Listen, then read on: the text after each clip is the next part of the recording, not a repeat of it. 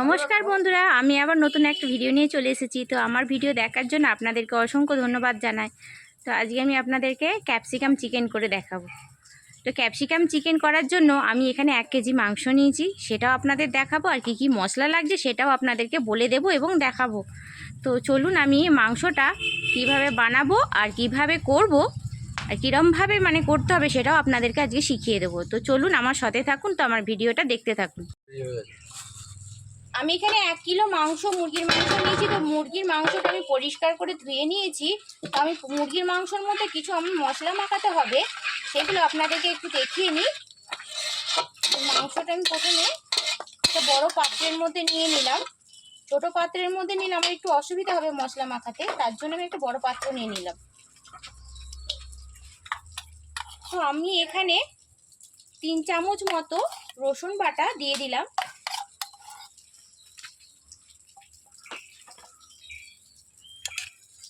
4 চামচ মতো আদা বাটা দিয়ে দেবো।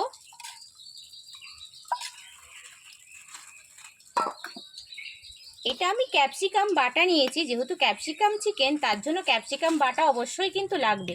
তো আমি এখানে 4টে ক্যাপসিকাম ঠিক মিক্সারে এরম করে বেটে নিয়েছি। আমি এটা অল্প পরিমাণে দেবো। আর এটা অল্প পরিমাণে একটু ধনেপাতা বাটা আর তার সাথে কাঁচা লঙ্কা বাটা একসাথে মিক্স করে নিয়ে আমি বেটেছি। তো এটাও আমি মাখিয়ে রেখে দেবো। এটা আমি আধ ঘন্টা মতো মাখিয়ে রাখবো মশলাটা। আপনারা কিন্তু আধ ঘন্টা মতোই মাখিয়ে রাখবেন মশলাটা।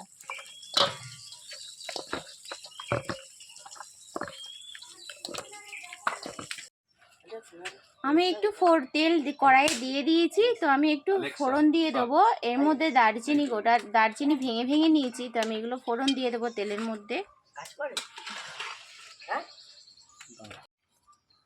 আমি তেলে দারচিনি দিয়ে দিয়েছি। তো দারচিনিটা একটু হালকা ভাজা হয়ে গেছে। তো এই তেলের মধ্যে আমি কুচিয়ে রাখা পেঁয়াজ, তো আমি এখানে 4টে পেঁয়াজ নিয়েছি, কুচিয়ে নিয়েছি।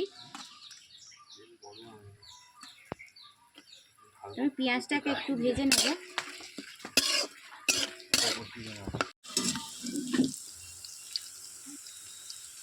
দেখুন পেঁয়াজটা আমি একটু ব্রাউন কালার করে ভেজে নিয়েছি। তো আমি এর উপরে আরও 2টো দারচিনি দিয়ে দেবো গোটা। তো এবার আমি কিছু বাটা মশলা দেব। 1 চামচ আদা বাটা, 1 চামচ রসুন বাটা, 2 চামচ লঙ্কা বাটা,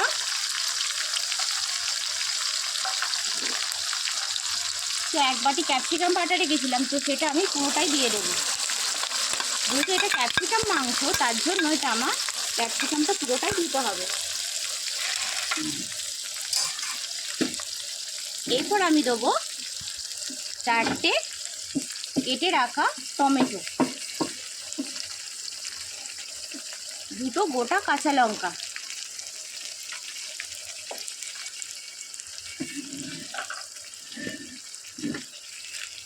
অল্প পরিমাণে ধনে গুঁড়ো, একটু অল্প পরিমাণে জিরে গুঁড়ো দিয়ে দিলাম। দিয়ে মশলাটা আমি বেশ খানিকক্ষণ ধরে কষে নেব।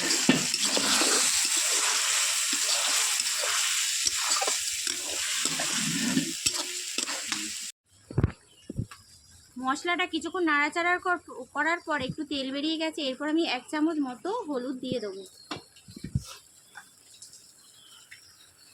অল্প পরিমাণে একটু লঙ্কা গুঁড়ো দিয়ে দেবো আর স্বাদ মতো নুন দিয়ে দিলাম। দিয়ে এবার এটা মশলাটা কষিয়ে নেব।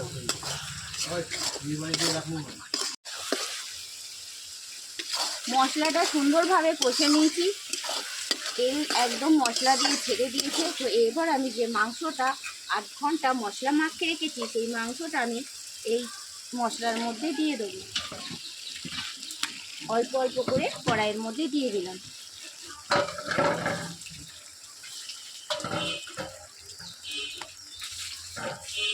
একটু নাড়াচাড়া করে নেব, কারণ নুন আমি আগে থেকে দিয়ে দিয়েছি, তার এই জন্য নুন আমি দেবো না। তো এটা আমি এবার হালকা আঁচে আমি কষাতে থাকবো। মাংসটা দিয়ে একটু নাড়াচাড়া করে দিয়েছি। তো এরপর আমি কিছু গোটা কাঁচা লঙ্কা মাংসর মধ্যে দিয়ে দেবো। দিয়ে দেওয়ার পর আমি একটা ঢাকনা মাংসটার মধ্যে ঢেকে দেবো। তো আমি মাংসটা কিন্তু এটার মধ্যে ঢাকা দিয়ে দিয়েছিলাম। তো আমি ঢাকাটা খুলে দেখব তো জল বেরোলো না তেল বেরিয়েছে কি সেটা একটু দেখবো। দেখুন এখানে জল বেরিয়ে গেছে, চিকেনের মধ্যে জল কিন্তু দিতে হয়নি। এরকম ঢাকা দিয়ে দিয়ে অল্প স্টিমেতে আমি কষে যাব।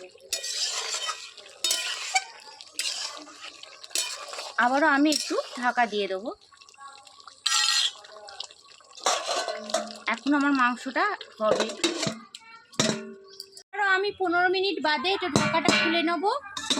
ঢাকাটা খুলে দেখব। দেখুন আমি কিন্তু এক ফোঁটাও কিন্তু আমি জল দিইনি। চিকেনটা ঠিক ঢাকা দিয়ে দিয়ে কিন্তু এরকমভাবে কষে গেছি।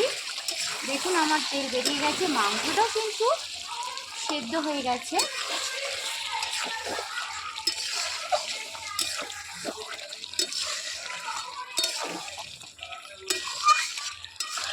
চিকেনটা কিন্তু আমার রেডি হয়ে গেছে পুরোপুরি।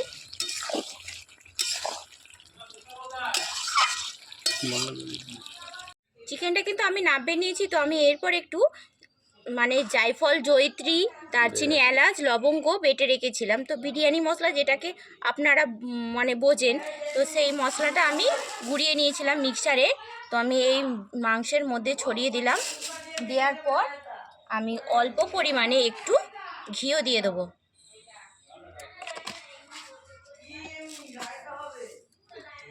আমার ক্যাপসিকাম চিকেন পুরোপুরি রেডি হয়ে গেছে। আপনারা এতে রাইস, পোলাও, বিরিয়ানি বা পরোটা, রুটির সাথেও কিন্তু এটা খেতে পারেন। তো আমার এই ক্যাপসিকাম চিকেনটা আপনাদের কেমন লেগেছে অবশ্যই কিন্তু কমেন্টে জানাবেন।